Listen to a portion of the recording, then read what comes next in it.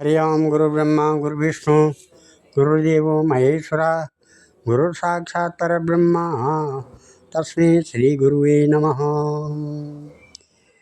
श्रीकृष्णं कुशलं करोतु भवतां दाता प्रजानां सुखं निर्विघ्नं गणनायकं प्रतिदिनं भानुप्रतापो हरि शम्भोस्थे धनधान्यकीर्तिमतुलं दुर्गारिनाथो सदा गंगास्ते खलु पापहारहरणं लक्ष्मी समातिष्ठतु करारविन्देन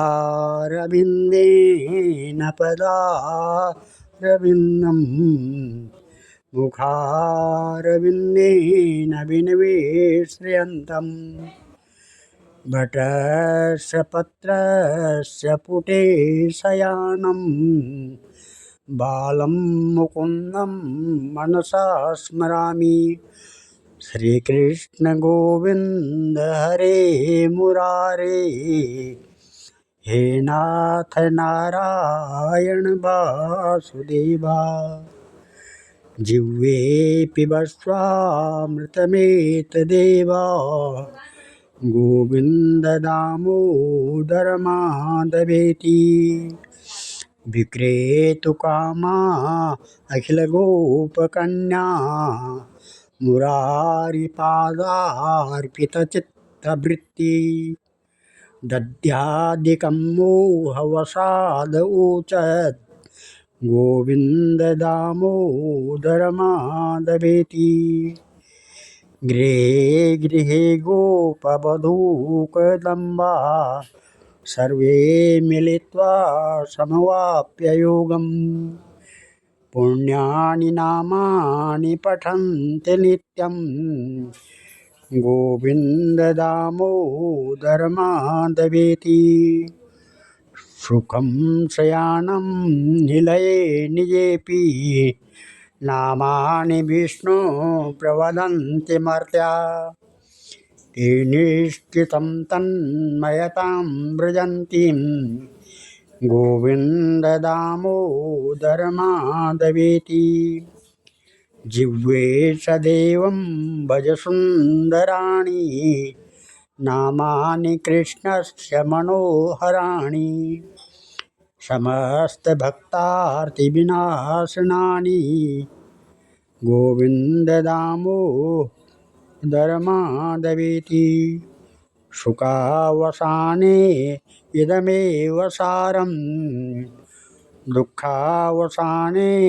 इदमेव गेयं देहावसाने त्वदमेव जाप्यं गोविंद दामोदर माधवेति जिह्वे रसज्ञे मधुरप्रिये त्वं सत्यं हितं त्वां परमं वदामि आवर्ण एथा मधु अक्षराणि गोविंद दामोदर माधवेति त्वामेव याचे मम देहि जिह्वे समागते दण्डधरे कृतान्ते वक्तव्यमेवं मधुरं सुभक्त्या गोविंद दामोदर माधवेति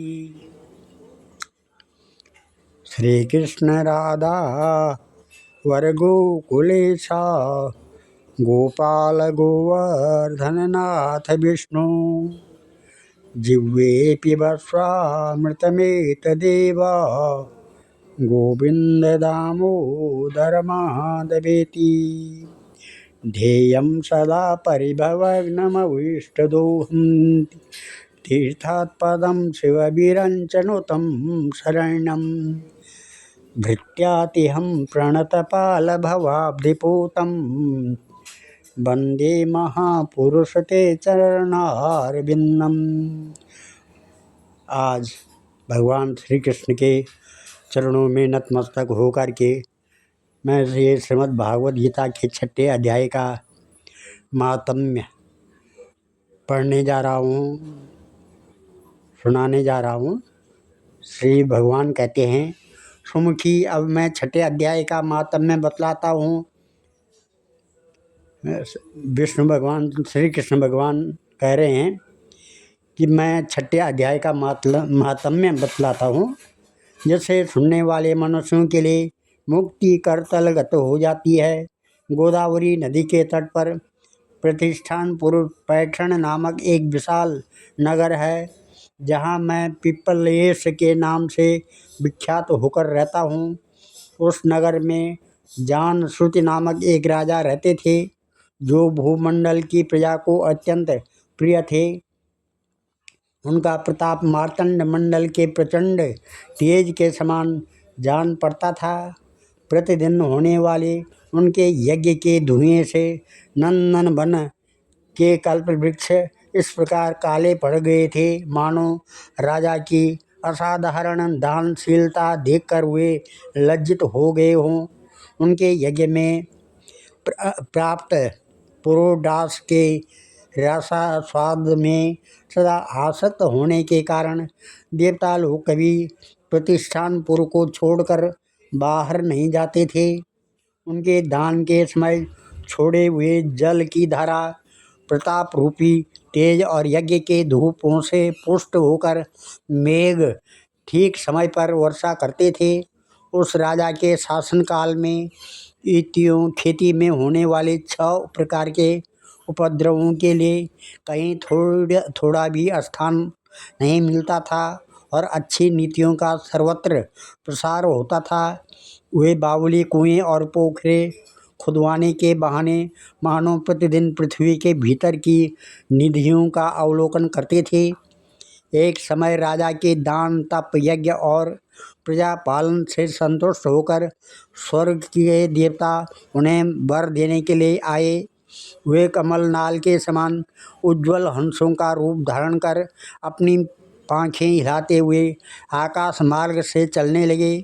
बड़ी उतावली के साथ उड़ते हुए वे सभी हंस परस्पर बातचीत भी करते जाते थे।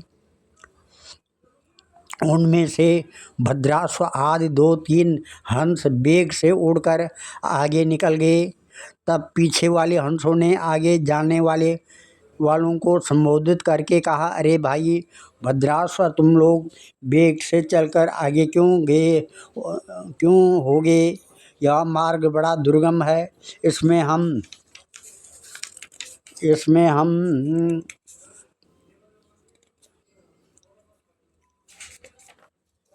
सबको साथ मिलकर चलना चाहिए। क्या तुम्हें दिखाई नहीं देता? यह सामने ही पुण्य मूर्ति महाराज जनश्रुति का तेज पुंज अत्यंत स्पष्ट रूप से प्रकाशमान हो रहा है। उस तेज से भस्म होने की आशंका है, अतः सावधान होकर चलना चाहिए। पीछे वाले हंसों के ये वचन सुनकर आगे वाले हंस हंस पड़े और उच्च स्वर से उनकी बातों की अवहेलना करते हुए बोले, अरे भाई, क्या इस राजा जान श्रुति का तेज ब्रह्मवादी महात्मा रैक्व के तेज से भी अधिक तीव्र है? हंसों की ये बातें सुनकर राजा जान श्रुति अपने ऊंचे महल की छत से उतर गए और सुखपूर्वक आसन पर विराजमान हो अपने सारथी को बुलाकर बोले, जाओ महात्मा रैक्व को यहाँ ले आओ। राजा का यह अमृत के समान वचन सुनकर मम नामक सारथी प्रसन्नता प्रकट करता हुआ नगर से बाहर निकला। सबसे पहले उसने मुक्तिदायिनी काशीपुरी की यात्रा की, जहाँ जगत के स्वामी भगवान विश्वनाथ मनुष्यों को उपदेश दिया करते हैं। उसके बाद वह गया क्षेत्र पहुँचा, जहाँ प्रफुल्ल नेत्रों वाले भगवान गदाधर संपूर्ण लोगों का उद्धार करने के लिए निवास करते हैं। उसके अनंतर नाना तीर्थों में भ्रमण करता हुआ सारथी पापनाशनी मथुरापुरी गया। यह भगवान श्री कृष्ण का आदि स्थान है, जो परम महान एवं मोक्ष प्रदान करने वाला है। वेद और शास्त्रों में यह तीर्थ त्रिभुवनपति भगवान गोविंद के अवतार स्थान के नाम से प्रसिद्ध है। नाना देवता और ब्रह्मर्षि उसका सेवन करते हैं। मथुरा नगर कालिंदी यमुना के किनारे शोभा पाता है। उसकी आकृति अर्ध चंद्र के समान प्रतीत होती है। वह सब तीर्थों के निवास से परिपूर्ण है, परम आनंद प्रदान करने के कारण सुंदर प्रतीत होता है। गोवर्धन पर्वत के होने से मथुरा मंडल की शोभा और भी बढ़ गई। वह पवित्र वृक्षों और लताओं से आवृत है, उसमें 12 वन हैं। वह परम पुण्यमय तथा सबको विश्राम देने वाला श्रुतियों के सारभूत भगवान श्री कृष्ण की आधार भूमि है। तत्पश्चात मथुरा से पश्चिम और उत्तर दिशा की ओर दूर तक जाने पर सारथी को काश्मीर नामक नगर दिखाई दिया, जहाँ शंख के समान उज्ज्वल गगनचुंबी महलों की पंक्तियाँ भगवान शंकर के अट्टहास की भांति शोभा पाती है, जहाँ ब्राह्मणों के शास्त्रीय आलाप सुनकर मूक मनुष्य भी सुंदर वाणी और पदों का उच्चारण करते हुए देवता के समान हो जाते हैं, जहाँ निरंतर होने वाले यज्ञ धूप से व्याप्त होने के कारण आकाशमंडल मेघों से धुलते रहने पर भी अपनी कालिमा नहीं छोड़ता, जहाँ उपाध्याय के पास आकर छात्र जन्मकालीन अभ्यास से ही संपूर्ण कलाएं स्वतः पढ़ लेते हैं, तथा जहाँ मणिकेश्वर नाम से प्रसिद्ध भगवान चंद्रशेखर देहधारियों को वरदान देने के लिए नित्य निवास करते हैं। काश्मीर के राजा माणिक्येश ने दिग्विजय में समस्त राजाओं को जीत कर भगवान शिव का पूजन किया था, तभी से उनका नाम माणिक्येश्वर हो गया था। उन्हीं के मंदिर के दरवाजे पर महात्मा रैक्वा एक छोटी सी गाड़ी पर बैठे अपने अंगों को खुजलाते हुए वृक्ष की छाया का सेवन कर रहे थे। ऐसी अवस्था में सारथी ने उन्हें देखा और राजा के बताए हुए भिन्न भिन्न चिन्हों से उसने शीघ्र ही रैक्वा को पहचान लिया और उनके चरणों में प्रणाम करके कहा, ब्राह्मण, आप किस स्थान पर रहते हैं? आपका पूरा नाम क्या है? आप तो सदा स्वच्छंद विचरने वाले हैं, फिर यहाँ किस लिए ठहरे हैं? इस समय आपका क्या करने का विचार है? सारथी के ये वचन सुनकर परम आनंद में निमग्न महात्मा रैक्व ने कुछ सोचकर उससे कहा, यद्यपि हम पूर्ण काम हैं, हमें किसी वस्तु की आवश्यकता नहीं है, तथापि कोई भी हमारी मनोवृत्ति अनुसार परिचर्या कर सकता है। रैक्व के हार्दिक अभिप्राय को आदरपूर्वक ग्रहण करके सारथी धीरे से राजा के पास चल दिया। वहां पहुंचकर राजा को प्रणाम करके उसने हाथ जोड़कर सारा समाचार निवेदन किया। उस समय स्वामी के दर्शन से उसके मन में बड़ी प्रसन्नता थी। सारथी के वचन सुनकर राजा के नेत्र आश्चर्य से चकित हो उठे। उनके हृदय में रैक्व का सत्कार करने की श्रद्धा जागृत हुई। उन्होंने 2 खच्चरियों से जोती हुई एक गाड़ी लेकर यात्रा की, साथ ही मोती के हार, अच्छे अच्छे वस्त्र और 1000 गोयें भी ले ली। काश्मीर मंडल में महात्मा रैक्व जहाँ रहते थे उस स्थान पर पहुंचकर राजा ने सारी वस्तुएं उनके आगे निवेदन कर दी और पृथ्वी पर पड़कर साष्टांग प्रणाम किया। महात्मा रैक्व अत्यंत भक्ति के साथ चरणों में पड़े हुए राजा जान श्रुति पर कुपित हो उठे और बोले, रे शूद्र, तू दुष्ट राजा है, क्या तू मेरा वृत्तांत नहीं जानता है? यह खच्चरियों से जुती हुई अपनी ऊंची गाड़ी ले जा। ये वस्त्र, ये मोतियों के हार और ये दूध देने वाली गोयें भी स्वयं ही ले जा। इस तरह आज्ञा देकर रैक्व ने राजा के मन में भय उत्पन्न कर दिया। तब राजा ने शाप के भय से महात्मा रैक्व के दोनों चरण पकड़ लिए और भक्तिपूर्वक कहा, ब्राह्मण, मुझ पर प्रसन्न हुए। भगवान, आप में यह अद्भुत महात्म्य कैसे आया? प्रसन्न होकर मुझे ठीक ठीक बतलाइए। रैक्व ने कहा, राजन, मैं प्रतिदिन गीता के 6ठे अध्याय का जप करता हूँ, इससे से मेरी तेजो राशि देवताओं के लिए भी दुस्सह है।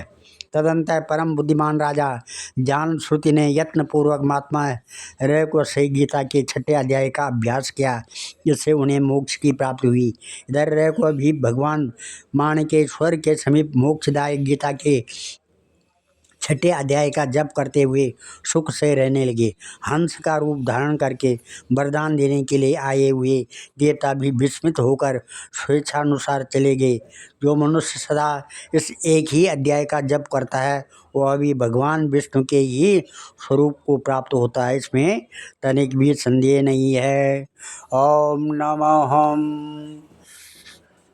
श्री कृष्ण श्री कृष्णा तीरे कोकिला केन कीरे गुंजा पुंजे देव पुष्पादि गुंजे कम्बु ग्रीवो क्षिप्त बाहु चलंतो राधा कृष्णो मंगलम मे भवेताम। ओम नमः हम मंत्र मंगलम भगवान विष्णु मंगलम गरुड़ध्वजा मंगलम पुंडरीकाक्षा मंगलाय तनोहरि। हम सर्वे भवन्तु सुखिनः सर्वे सन्तु निरामया सर्वे भद्राणि पश्यन्तु मां कश्चित् दुःखभाग् भवेत्। धन्यवाद।